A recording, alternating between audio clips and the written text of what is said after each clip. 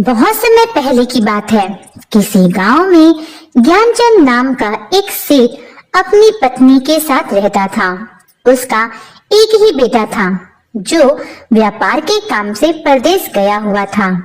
गांव के लोग अपनी समस्या लेकर ज्ञानचंद के पास आते थे। ज्ञानचंद गांव का सेठ होने के साथ अक्लमंद भी था, इसलिए लोगों की समस्याएं सुलझाने में उसे बहुत आनंद आता था।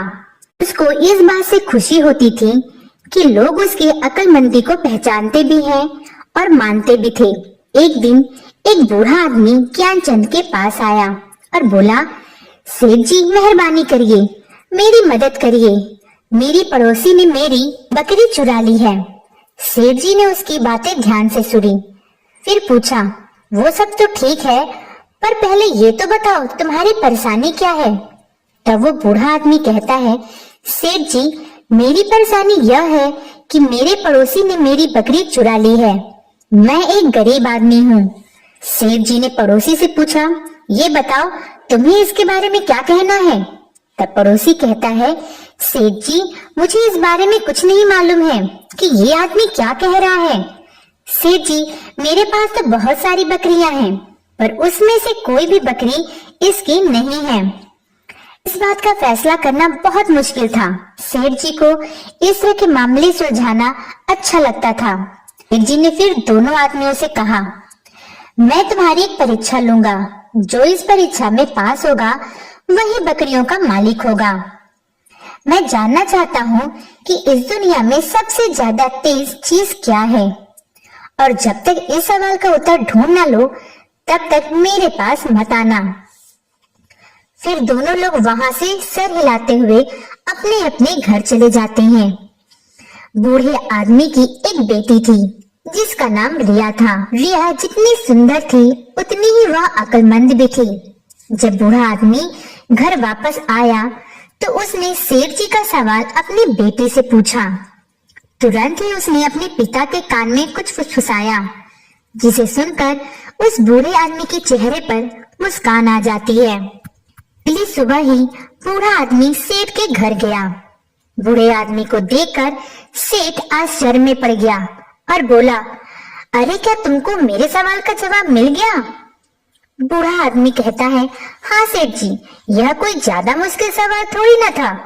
तब सेठ जी कहता है, ठीक है, ज्यादा मुश्किल सवाल नहीं था, तो बताओ इसका उत्तर क्या होगा। तब बूढ़ा आदमी कहता है, सेठ जी इस दुनिया में सबसे तेज है समय। समय कभी किसी के लिए नहीं रुकता है। हम जो कुछ भी करना चाहते हैं उसके लिए उतना समय भी काफी नहीं है। बूढ़े आदमी के उत्तर को सुनकर सेठ भी चकित हो जाता है, क्योंकि इस सवाल का उत्तर देने में वो भी सक्षम नहीं था। फिर सेठ बूढ़े आदमी से कहता है, इस सवाल का उत्तर देने में तुम्हारी किसने मदद की, किसने बताया तुम्हें। तब बूढ़ा आदमी कहता है, नहीं नहीं सेठ जी, मेरी किसी ने मदद नहीं की। तब वह सेठ कहता है, तुम झूठ बोल रहे हो, मैं तुम्हें सजा दूंगा अगर तुमने मुझसे गलत बोला। यह सुनकर वह बूढ़ा आदमी डर जाता है और वह सेठ जी से कहता है, इस सवाल का जवाब मेरी बेटी रिया ने मुझे बताया है, वह बहुत ही समझदार लड़की है। तब सेठ जी कहता है, मैं तुम्हारी लड़की से मिलना चाहता हूँ। तो वह बूढ़ा आदमी कहता है, ठीक है सेठ जी, मैं कल अपनी बेटी को लेकर आऊंगा। अगले दिन वह बूढ़ा आदमी अपनी बेटी को लेकर आ जाता है। सेठ जी पहले ही उसकी अक्लमंदी का सिक्का मान गए थे और उसकी सुंदरता को देखकर वह उससे काफी प्रभावित हुए। सेठ जी रिया को देखकर बोले, तुम बहुत अक्लमंद हो और सुंदर भी हो, मुझे बहुत खुशी होगी यदि तुम मेरे बेटे से शादी कर लो। सेठ रिया की सुंदरता से जितना प्रभावित था उतना ही वह उसकी अक्लमंद से उसे जी लग रहा था। रिया से कहते हैं कि मेरा सब कुछ तुम्हारा है, लेकिन तुम मेरे पास आए हुए मामलों में कोई दखलंदाजी नहीं करोगी। अगर तुमने ऐसा किया तो मैं तुम्हें तुम्हारे पिताजी के पास भिजवा दूंगा। तब रिया कहती है, ठीक है सेठ जी। और कुछ दिनों बाद सेठ जी लड़का व्यापार करके वापस परदेश से आ जाता है, तो सेठ जी अपने लड़के और रिया की शादी करवा देते हैं। कुछ दिनों तक सब ठीक चल रहा था।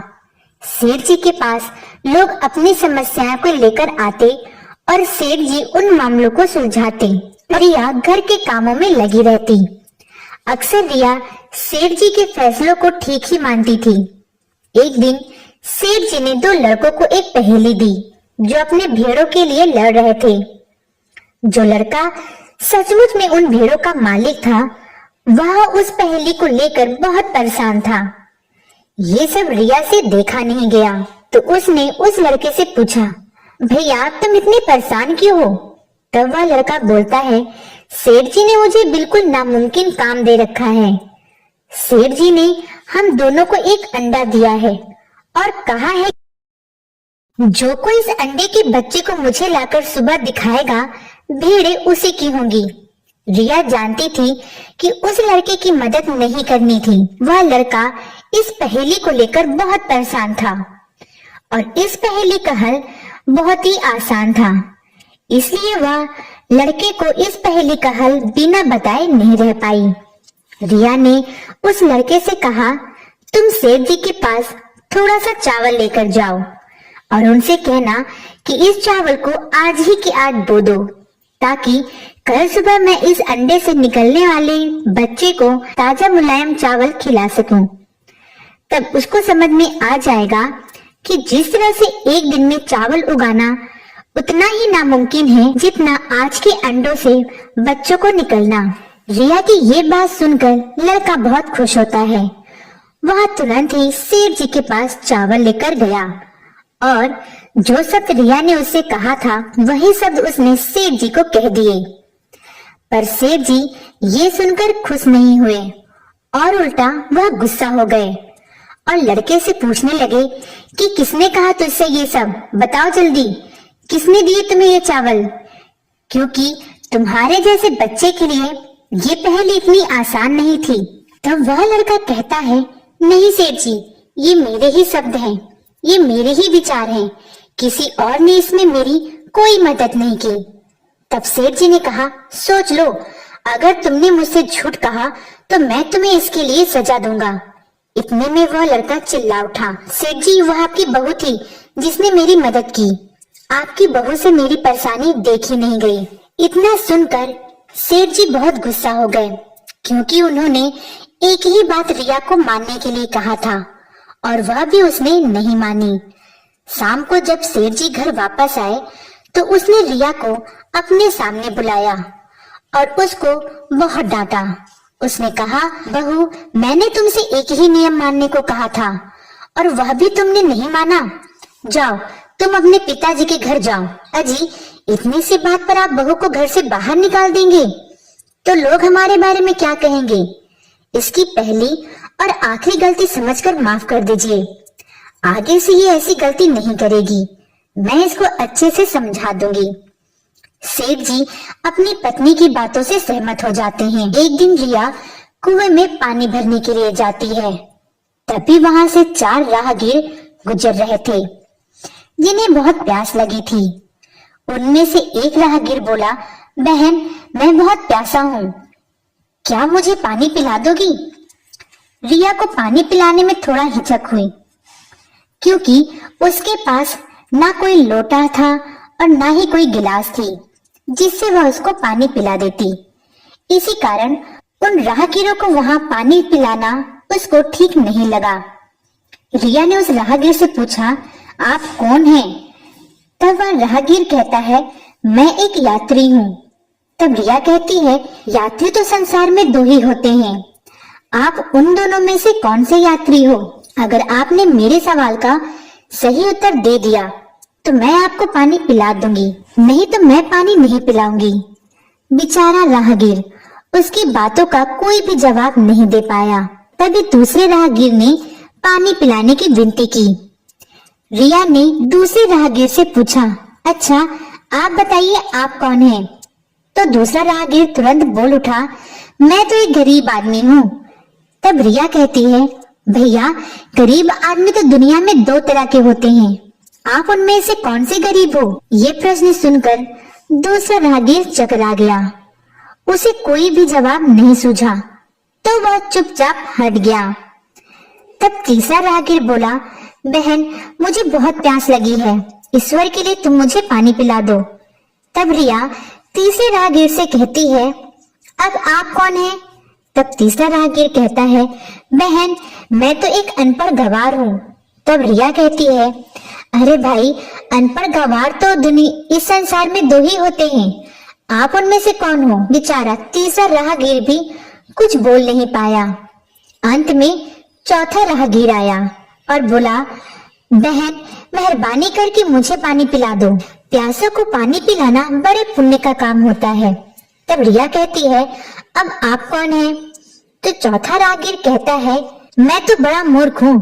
तब रिया कहती है, मूर्ख तो संसार में दो ही होते हैं, आप उनमें से कौन हैं?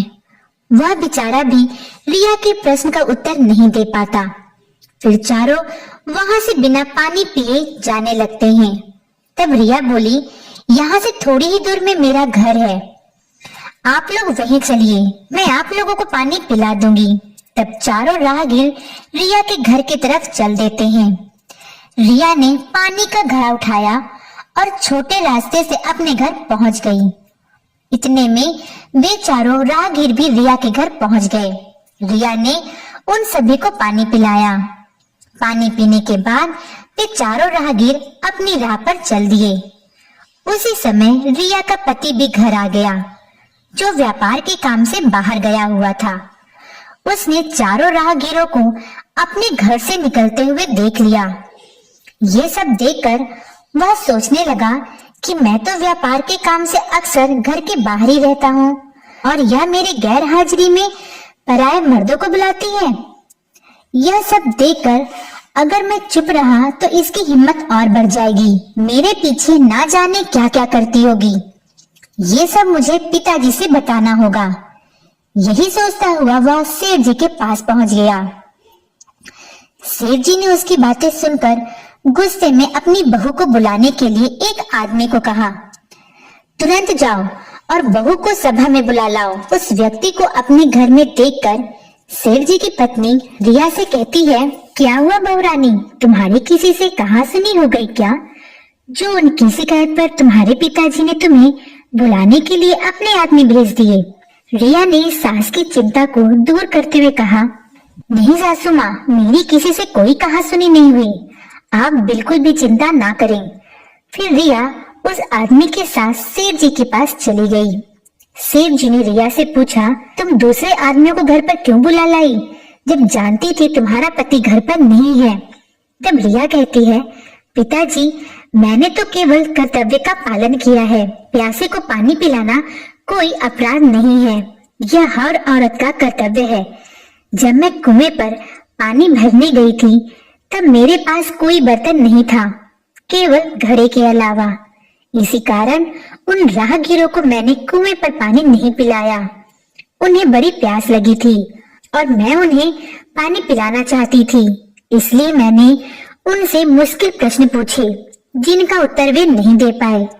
इसलिए मैं उन्हें घर बुला लाई। घर पहुंचकर ही उन्हें पानी पिलाना उचित था। सेठ जी को बहू की बात ठीक लगी। सेठ जी को उन प्रश्नों के बारे में जानने की उत्सुकता हुई जो बहू ने चारों राहगीरों से पूछे थे। तब सेठ जी रिया से कहते हैं, भला मैं भी तो सुनूं, वे 4 प्रश्न कौन से थे जिनका उत्तर वे नहीं दे पाए? तब रिया ने वे सारे प्रश्न दोहरा दिए। रिया के प्रश्न सुनकर सेठ जी और सभा में बैठे सभी लोग चकित रह गए। सेठ जी ने रिया से कहा, तुम खुद ही इन प्रश्नों के उत्तर दो, हम तुमसे जानना चाहते हैं। तब रिया कहती है, मेरे पहले प्रश्न का उत्तर है कि संसार में सिर्फ 2 ही यात्री हैं, सूर्य और चंद्रमा। मेरे दूसरे प्रश्न का उत्तर है कि बहू और गाय 2 ऐसे प्राणी हैं जो गरीब हैं। और मेरे तीसरे प्रश्न का उत्तर है कि हर इंसानों के साथ अनपढ़ गवार की तरह जो हमेशा चलते रहते हैं, वह भोजन और पानी। और चौथे आदमी ने कहा था कि वह मूर्ख है, और जब मैंने चौथे आदमी से पूछा कि मूर्ख तो 2 ही होते हैं, तुम उनमें से कौन से मूर्ख हो, तो वह उत्तर नहीं दे पाया। इतना कहकर रिया चुप हो गई। सेठ जी ने बड़े आश्चर्य से पूछा, क्या तुम्हारी नजर में इस संसार में 2 ही मूर्ख हैं? तब रिया कहती है, जी हाँ, इस समय मेरी नजर में सिर्फ 2 ही मूर्ख हैं। तब सेठ जी कहते हैं, तुरंत बताओ कि वे दोनों मूर्ख कौन हैं। तब रिया कहती है, ठीक है, अगर मेरी जान बख्श दी जाए तो मैं इसका उत्तर दूं। सेठ जी को बड़ी उत्सुकता थी यह जानने की कि वह 2 मूर्ख कौन हैं। तो उसने रिया से तुरंत कह दिया, तुम बेफिक्र होकर कहो, हम वचन देते हैं तुम्हें कोई सजा नहीं दी जाएगी। तब रिया बेफिक्र होकर कहती है, पहले मूर्ख तो मेरे पति जी हैं, जिन्होंने पूरी बात जाने ही बिना ही अपने पत्नी की शिकायत अपने पिता से की। अगर उन्हें शक हुआ ही था तो यह पहले मुझसे पूछ तो लेते, मैं सारी ही बात इन्हें बता देती। इस तरह घर परिवार की बेइज्जती तो नहीं होती। ये सुनकर रिया के पति को अपनी गलती का एहसास हुआ। सेठ जी ने तब पूछा, और दूसरा मूर्ख कौन है?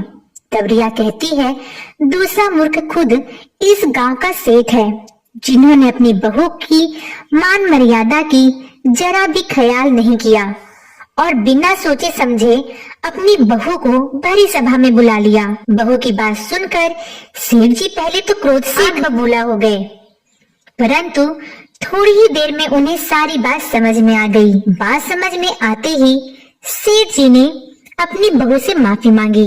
तो दोस्तों, आपको ये कहानी कैसी लगी कमेंट बॉक्स में जरूर बताइएगा। कहानी अच्छी लगी हो तो वीडियो को लाइक करके चैनल को सब्सक्राइब कर लीजिएगा। मिलते हैं और मजेदार कहानियों के साथ, तब तक के लिए नमस्कार।